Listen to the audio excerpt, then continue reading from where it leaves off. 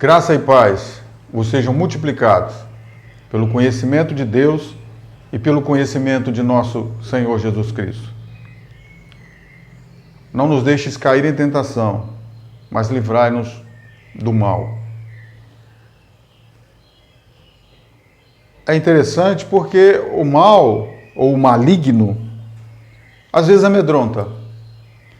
Amedronta, as pessoas têm muito medo e muito respeito, entre aspas, à operação do maligno. Então essa opção de terceirizar essa proteção, Senhor, Deus, me livra do maligno, é uma opção boa. Pedir isso a Deus é muito bom. Mas quando eu demonstro medo pelo maligno, qual que é o outro lado da balança? O medo do maligno vai produzir temor do Senhor. Não é o Senhor que pode me guardar do maligno? Então, o medo do maligno vai produzir em mim temor do Senhor. Eu estou dizendo para Deus alguma coisa que eu preciso refletir sobre mim mesmo. Como é que tem sido a minha vida diante do Senhor? Como que é a minha vida como filho? Eu não comecei a oração dizendo Pai Nosso?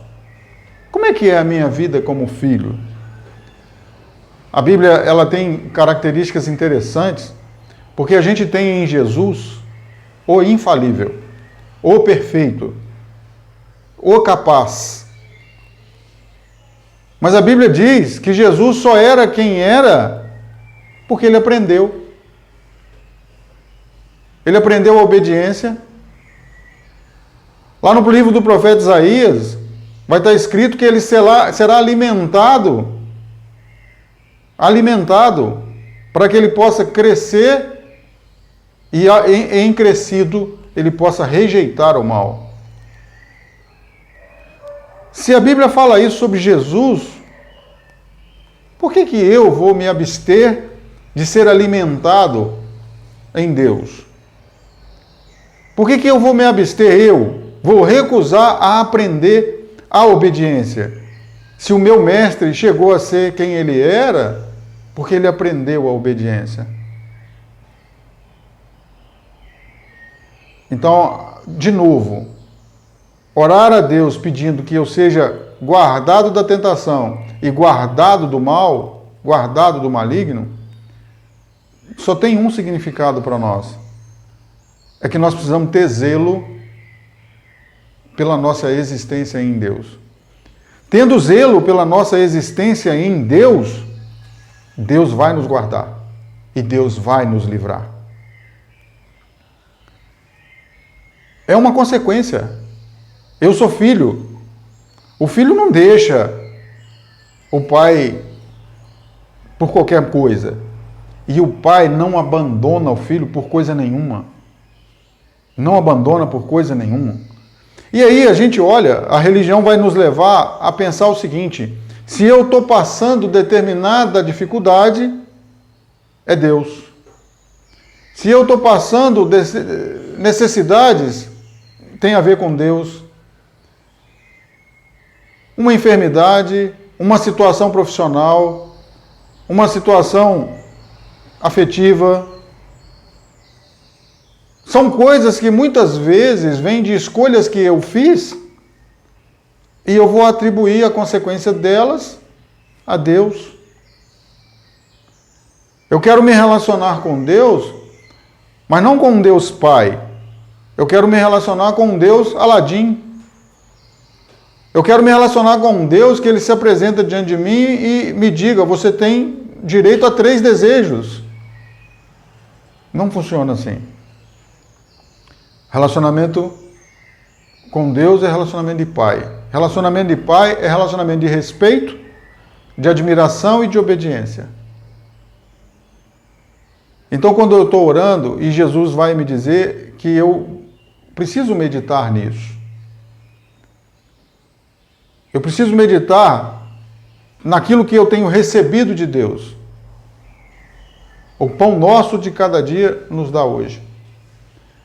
Às vezes a nossa arrogância, ela pode crescer tanto em relação ao que eu declaro como necessário, aquilo que eu declaro como alvo, aquilo que eu declaro como ser bem-sucedido, às vezes eleva tanto que eu posso cometer os mesmos erros dos filhos de Deus lá no passado, que quando Deus mandava o maná todos os dias no deserto, o maná era um pãozinho que caía do céu para um povo que caminhava no deserto ser alimentado, caía todos os dias. E eles não deveriam guardar aquele pão de um dia para o outro. Eles pegariam o que eles comessem naquele dia. E eles precisavam ter certeza que no outro dia cairia novamente. Chegou a ponto daquelas pessoas dizerem: nós não queremos mais esse pão vil. Nós queremos comida temperada, comida com cebola, com alho. É isso que alegra o nosso coração. Esse pão que o Senhor manda, esse pão não serve. Então, quando a gente olha para trás, a gente vê a soberba de quê? Do coração. Soberba do coração. E o que nós queremos é alho e cebola. A gente não quer isso que Deus está dando. E às vezes a religião ela vai nos induzir a ordenar a Deus alguma coisa que a gente julga ser melhor para nós. A oração do Pai Nosso, ela vai dizer assim: seja feita a tua vontade. Quando a gente ouve dizer que Jesus aprendeu a obediência, Jesus está num jardim,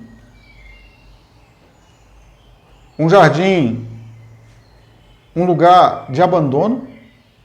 Ele pediu a 3 dos seus discípulos que estivessem com ele, mas pelo avançado da hora da noite, eles dormiram, eles não conseguiram ficar com ele. E ele ali, então ele orava e dizia: Pai, se for possível, passa de mim este cálice. Contudo, não seja como eu quero, mas como tu queres. Seja feita a tua vontade. Um cálice amargo, um cálice de dor, mas um cálice de redenção. Um cálice de redenção. A gente, quando o filho pede alguma coisa para nós, você tem um filho de 14 anos e o seu filho quer sair para impressionar as garotas e ele pede o seu carro emprestado. E você vai dizer para ele: pai, filho, não é a hora. Não é a hora. A gente vai esperar mais um tempo até que você tenha condições de ter a sua habilitação e você poder sair no meu carro. Você faz isso porque você é mau? É porque você não quer ver a alegria do seu filho? É porque você não quer ver o seu filho sendo realizado como pessoa? É claro que não. Você faz isso porque isso é prudente e isso é correto fazer. E você está protegendo o seu filho. Se você perguntar para o seu filho, ele vai dizer que você é mau. Mas você sabe que você está protegendo o seu filho. E quantas vezes nós não temos de Deus tudo que nós almejamos, tudo que nós ambicionamos, porque Ele está nos protegendo. Quantas vezes? Quantas vezes nós não compreendemos o cuidado de Deus e nós chamamos o cuidado de Deus de privações, porque nós não nos submetemos à vontade de Deus. Nós somos resultado de lavagem cerebral. Eu já falei isso em uma outra ocasião.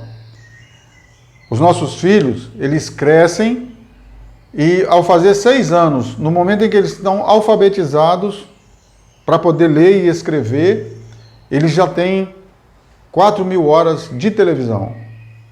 Uma criança vendo 3 horas de televisão por dia, em 4 anos ela tem 4.000 horas de televisão. E o que a gente aprende na televisão? Consumo. O que a gente aprende na televisão? Vaidade. O que a gente aprende na televisão? Arrogância. O que a gente aprende na televisão? Tudo contrário a uma vida cristã. a uma vida normal cristã, uma vida natural cristã. É tudo o contrário que se vê na televisão. Olha, tem algum problema da pessoa ser um bom profissional, ter ótimos salários, ter uma vida bacana? Não, gente. Não é esse o problema. O problema é a minha existência ser focada em algo que apodrece antes de estar focada naquilo que é eterno. Esse é o problema. Esse é o mal, essa é a tentação. Você imagina se uma pessoa que vai fazer vestibular, ele estuda 8 horas por dia. Ele se debruça sobre livros, sobre pesquisas. Ele utiliza o computador para pesquisar monografias. Para quê? Para se capacitar a uma aprovação no vestibular. Ele se dedica. E aí você encontra uma pessoa que nunca leu a Bíblia. Ele nunca leu a Bíblia. Mas por que ele nunca leu a Bíblia? Então nós investimos tempo, e nós investimos capacidade, nós investimos quem nós somos naquilo que apodrece. É isso que Jesus estava dizendo. Não ajunteis tesouros na terra, ajunta tesouro no céu. Se você dedicasse parte do seu tempo a aprender de Deus, faria tanta falta assim? Você pegar e tirar 30 minutos por dia, 30 minutos, meia hora, para ler a Bíblia, fazer uma oração e falar com o Senhor, muda a sua existência? Você está perdendo muito? Então, como é que Deus vai livrar do maligno? Como que Deus pode livrar do maligno? Então eu posso recitar a oração. Eu posso recitar a oração. É uma oração pequenininha, eu posso decorar, eu posso recitar. Eu posso recitar no campo de futebol, né, pedindo uma unção especial para que ninguém se machuque. Eu já vi isso acontecer. A gente pode recitar dentro de um ônibus, quando alguém diz, olha, o ônibus está com um problema sério aqui, a gente não sabe se nós vamos chegar ao destino, e alguém dá a ideia, vamos orar o Pai Nosso. Bacana. Não funciona, querido. Não funciona.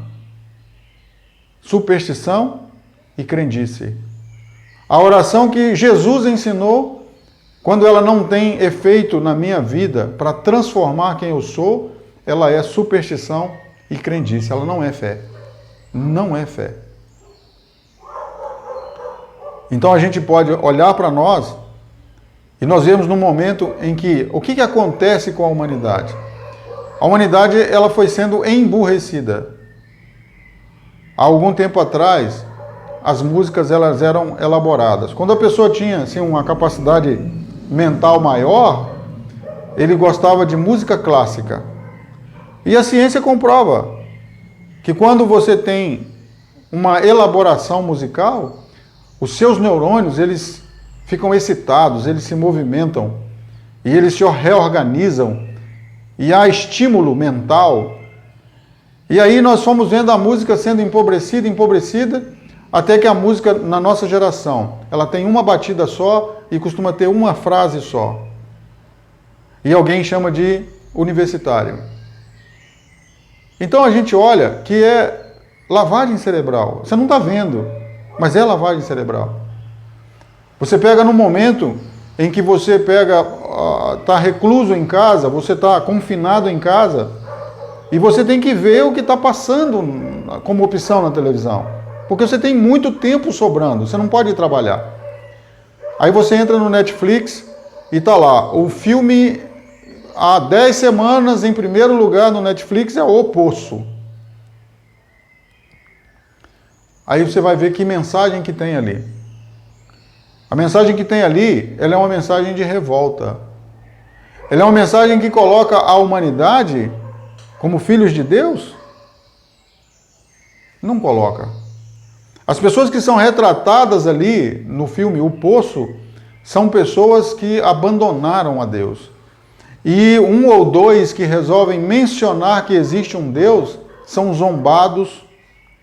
São zombados. E você vai vendo aquilo, e aquilo ali você vai dizendo, é assim mesmo. Você concorda com tudo que acontece ali. O de cima pisa no de baixo, o de cima estraga as coisas para quem está embaixo. E a única coisa que você pode fazer para sair daquela condição é subir.